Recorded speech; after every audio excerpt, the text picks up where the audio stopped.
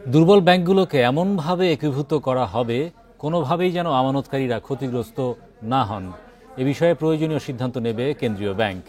মঙ্গলবার সচিবালয়ে অর্থ মন্ত্রণালয় সরকারি ক্রয় সংক্রান্ত উপদেষ্টা পরিষদের বৈঠক শেষে সাংবাদিকদের এসব কথা জানান অর্থ উপদেষ্টা ডক্টর সালেউদ্দিন আহমেদ।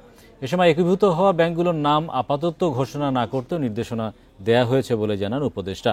এছাড়া একীভূত করতে কী পরিমাণ অর্থের প্রয়োজন সে বিষয়েও পরিকল্পনা করা হয়েছে। যুক্তরাষ্ট্রে বাংলাদেশি পণ্যের শুল্ক কমানোর বিষয়ে আলোচনা চলমান রয়েছে বলেও জানান অর্থ উপদেষ্টা। বাংলাদেশ ব্যাংকে বলা হয়েছে যাতে ডিপোজিটের টাকা কোনোভাবে যাতে না হবে সেই দৃষ্টি নিয়ে মার্জার করবে, আর মার্জার করবে এইভাবে যে যাতে মার্জার করবে ওটা কিন্তু একটা ভায়াবল ব্যাংক হয়। এমন কিছু কিছু ব্যাংক আছে যাদেরকে যতই মার্জার ওরা আপনার ইসের আওতায় বাইরে চলে গেছে।